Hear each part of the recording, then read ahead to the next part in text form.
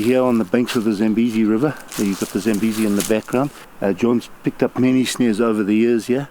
So I've been in this area now since 2010, and during that time I would guesstimate we've pulled 5,000 snares out of this particular area. It's not a very big area. Let's say it's about 1 kilometer wide by 4 kilometers long, and 5,000 snares out of there. It's been a lot. And not only have we picked up the wire, but we've also found the dead animals, buffalo, lion on occasion, and it's heartbreaking. You see how these guys suffer and have that slow, painful death. Really is bad. So it's a constant problem, huh? There's communities living on the far side of the river, and of course with unemployment what it is, that's a really big problem. So they come in and they see our park here full of wildlife, and they've got kids and you feed kids, so they come over and they blazon. They come over within 100, 200 meters of any camp, and they will lay their snares. Here's one here. Yeah. Oh, yeah. So sometimes they're not like that. Sometimes the guys have tied them up like that. Okay. And they'll come and set them at night time and go down. Oh, yeah. Very fresh, eh? Very fresh. Yeah, look, that's still... Yeah. This is probably more for impala, kudu, something like that? Something like that. Kudu, bushbuck. It's important, and you learn this over time, is how these guys tie them, because if you figure out quickly how they're tied, you can then untie them. And you can just imagine these snares will be made over in Zambia, and then they get brought across here, and very quickly they're then laid. This will take a couple of minutes to lay them out and lay them down. Yeah. And probably done on a moonlit night mostly, eh? Always moonlit night. So when a lot of people around the world are talking about in a beautiful full moon, here we talk about the poacher's moon, and it actually fills us with terror. And they get every night, you're relentless, poachers, and they're setting these snares, and not only snares, but sometimes pitfall traps with sharp spikes in the bottom. The animals fall on that, and it's just, they've got a lot of time, and they can see at night time, and off they go. So it's after the full moon that we then go in and we pull out all these snares. Sometimes you pull the snares out today, tomorrow they set up again, but it's all because of the full moon. Many people love the full moon. Here, full moon is not always nice. Yeah, look at that. Double cable, hey? Perfectly. There's another one there. There's another one? There, yeah. There's another one there. So. And another one here. So we've got three in one little patch here. All heavy duty cables. In fact, this is lift cable, but it's a smaller cable. Looks almost like a handbrake cable, this one.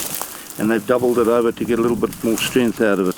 And tied it onto the stump here. There's another one there. There's another one. So here's a nest. We've actually found a nest here.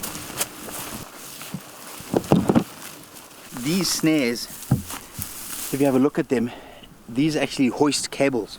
So a lot of the snaring material, snaring wire, comes from mining properties, and this can be miles and miles and miles away. What happens is you'll have a villager who is responsible for collecting the cable from a mine, and then another villager will manufacture from the wire product to the snare, and then there'll be another team that will then come in and lay these snares. And then when you see the vulture circling, another team will then come in, normally young boys of between 6 and 10. The idea there is they're looking for footprints and tracks on the ground. And if a national parks person does catch a young child, normally that child is given a warning and released. You don't arrest that person. So it's easier to have a little kid come and check if there's anyone here. Now, if there is no one here, then the older boys come, and those boys will be about 15 to 20 years of age. They're a little bit stronger. They'll cut up the meat, they'll put it on their makoros, they'll take it over the river, and then on the other side you'll have ladies who will then further cut that and then make that into much smaller pieces and cure it. There are other products that are used like telephone wire, and so Guides Against Poaching, in the last 3 years we've taken down in excess of 1,500 kilometers of disused telephone wire to take the wire at source so that we have less snares in the wilderness areas and the bush.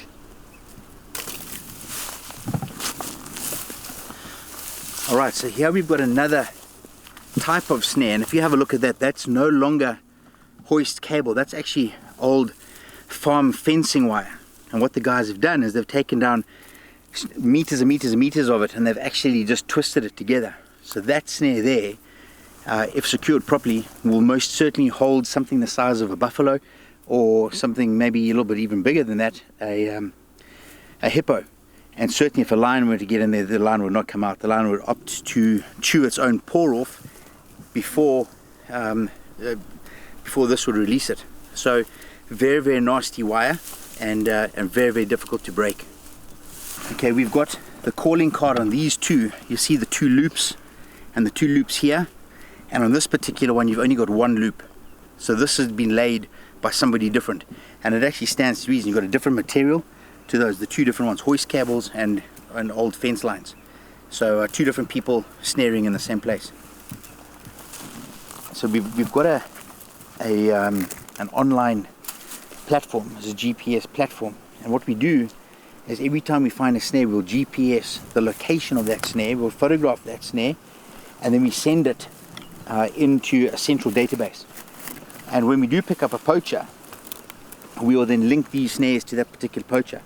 Each snare has got its own unique little calling card.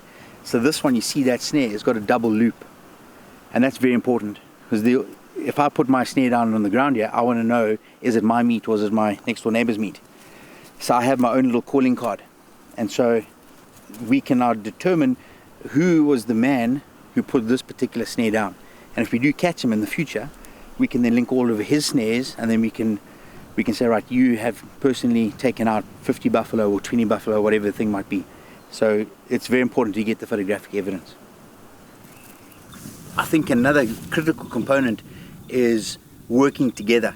There are a lot of different entities within our immediate area. We've got people on horseback, we've got dog units, we've got vehicles, we've got people on foot, and it's important for all these different factions to come together, to work together as a cohesive so that we unit. can target hotspot areas.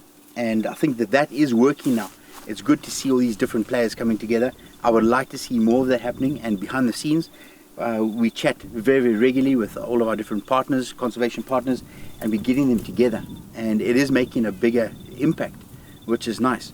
And not only on the conservation partners, but also on the lodges and safari camps and places of accommodation. A lot of guys are now coming together, and they're realizing how important it is to take all these snares out of the bush. Otherwise their guests don't get to enjoy what we have in bygone eras. So there's a lot of work to be done, advocacy work that needs to be done behind the scenes to get all these different partners together. You know, people come out to Africa, and it's not just about the wildlife they're seeing, it's about the community, it's about the challenges that the community face, it's about the wildlife and the protection thereof, and getting them involved to understand the issues and the problems that we face day and day. So when they go back home, they can become advocates for what we're doing, and they can impress on their friends and their families what vital work that we're doing here. And bringing those interests back here further assists us and ensures that we can carry on, we can soldier on with all of these initiatives that we got going on here right now. And certainly, you know, just one afternoon's worth of work, an hour and a half, probably a kilometer of patrol, we need a lot more people out here. And so the more involvement we can have with our guests, with friends, family, lodges, the better.